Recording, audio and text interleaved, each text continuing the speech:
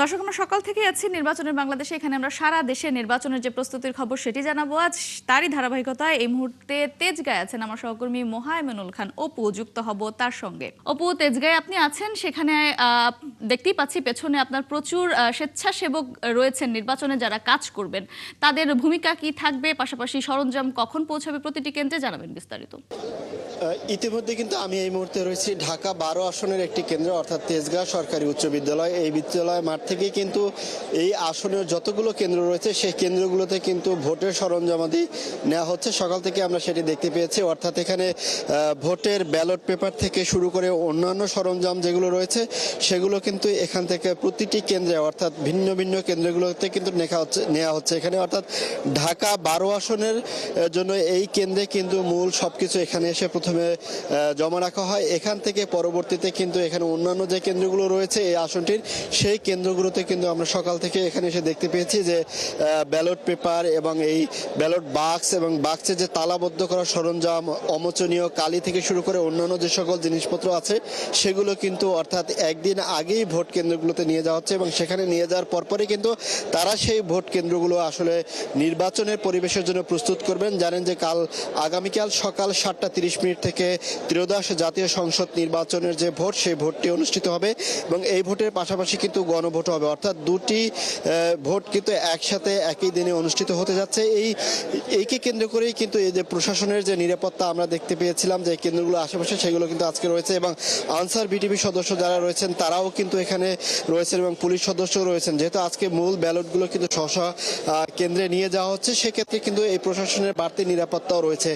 আপনি দেখতেই পাচ্ছেন যে আমরা একটি কক্ষে প্রবেশ করেছি। এখানে আসলে সব কেন্দ্রগুলোর, অর্থাৎ এই ঢাকা 12 আসনের যে কেন্দ্রগুলো রয়েছে সেই কেন্দ্রগুলোতে কিন্তু এই ব্যালট বক্সগুলো এবং ব্যালট পেপার থেকে অন্যান্য সরঞ্জাম যেগুলো রয়েছে সেগুলো কিন্তু এখান থেকে পুলিং এজেন্ট এবং পুলিং অফিসার যারা রয়েছেন তারা কিন্তু এখান থেকে এগুলো নিজ দায়িত্বে নিয়ে যাচ্ছেন এবং এখানে এই সব জিনিসপত্রগুলো যখন কেন্দ্রে কেন্দ্রে নিয়ে যাওয়া হচ্ছে সেক্ষেত্রে কিন্তু এখানে আমরা আনসার বিটিভি সদস্যদের নিরাপত্তা দেখতে পেয়েছি, পুলিশ সদস্যদের দেখতে পেয়েছি এবং র্যাব সদস্যরাও রয়েছে। অর্থাৎ এই নির্বাচন আগামীকাল সকাল 7:30টায় শুরু হলো, তার আগেই কিন্তু এখন থেকে নির্বাচনী যে ভোটের পরিবেশ, যে নির্বাচনী যে আমেজ, সেটি যেমনি এখন ভোটের প্রচারণা নেই, তবে এইগুলো নিয়ে যাওয়ার পরেই কিন্তু আগামীকাল সকাল 7:30টা থেকে ভোট গ্রহণ অনুষ্ঠিত হবে। এখানে আমরা সহকারী প্রিজাইডিং অফিসার যিনি রয়েছেন ঢাকা 12 আসনের দায়িত্বে, তার সাথে কথা বলেছি।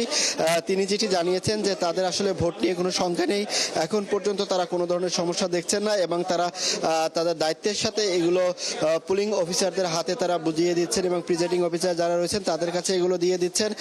এখান থেকেই কিন্তু স্ব কেন্দ্রের, অর্থাৎ যারা রয়েছেন তারা কিন্তু রয়েছেন। আজকে ঢাকার আরও অনেকগুলো কেন্দ্র থেকে, অর্থাৎ ঢাকার যে সকল আসনগুলো রয়েছে সেই আসনগুলো, সবগুলো আসনের প্রত্যেকটি আসনের যে সকল ভোট কেন্দ্রগুলো থাকবে সেই সব কেন্দ্রগুলোতেই কিন্তু এই ব্যালট বক্স, ব্যালট পেপার, অমোচনীয় কালি এবং এই তালাবদ্ধ করা সহ এবং অন্যান্য যে সকল আরো সরঞ্জাম রয়েছে সেগুলো নিয়ে যাবে এবং এখানে আনসার সদস্যরা যেসব তারা প্রথম দিক থেকে নিরাপত্তার দায়িত্ব পালন করবেন, আজকে থেকেই তারা সেখানে কেন্দ্রে অবস্থান করবেন। তাদের পাশাপাশি পুলিশ সদস্যরাও থাকবেন। আমরা মেইন সড়কগুলোতে র্যাব সদস্যদেরকে দেখতে পেয়েছি, সেনাবাহিনীর টহল রয়েছে। সব কিছু মিলিয়ে বলা চলে যে আগামীকাল সকাল 7:30টা থেকে যে ভোট গ্রহণ অনুষ্ঠিত হতে হবে তার এই সকল ভোটের নির্বাচনী যে সরঞ্জাম সেগুলো কিন্তু ইতিমধ্যে এখানে রয়েছে। আমরা একটু আপনার কাছে থেকে জানতে চাইব কি কি সরঞ্জামগুলো আপনারা এখান থেকে দিচ্ছেন এবং কতগুলো কেন্দ্রে এগুলো যাবে। এখানে এই 130টি কেন্দ্র রয়েছে, তো এই দুইটি বুথে আমরা ভাগ করেছি কেন্দ্রগুলোকে, যেন প্রিজাইডিং অফিসাররা সহজে তাদের যে প্রয়োজনীয় মালামালগুলো নিতে পারে। আপনারা দেখতে পাচ্ছেন কোনো সিরিয়াল এখানে নেই, যিনারা আসছেন ইমিডিয়েটলি দিয়ে দেওয়া হচ্ছে। ভোটের সাথে রিলেটেড যত সরঞ্জামাদি আছে সবগুলো এখানে একসাথে প্রোভাইড করা হচ্ছে, যাতে করে এই প্রিজাইডিং অফিসাররা স্বাচ্ছন্দ্যে ভোট গ্রহণ সম্পন্ন করতে পারেন। নিরাপত্তা নিয়ে আপনারা সন্তুষ্ট? না, নিরাপত্তা নিশ্চিত করার জন্য 3-4 স্তরের যে নিশ্চিদ্র নিরাপত্তা ব্যবস্থা সেটি নিশ্চিত করা হয়েছে। আপনারা দেখতে পাচ্ছেন যে আনসার রয়েছেন এখানে, পুলিশ ফোর্স রয়েছেন এখানে, তাছাড়া বিজিবি রয়েছে, র্যাব রয়েছে এবং একই সাথে বাংলাদেশ সেনাবাহিনী, ওনারাও নিশ্চিদ্রভাবে এই টহল কাজে সহযোগিতা করছেন। অর্থাৎ নিরাপত্তা বিঘ্নিত হতে পারে এমন কোনো আশঙ্কা আমরা করছি না। অপু, আপনাকে ধন্যবাদ। আপনি থাকুন, সংবাদ সংগ্রহ করতে থাকুন। আমরা পরবর্তীতে আবার যুক্ত হব আপনার সঙ্গে।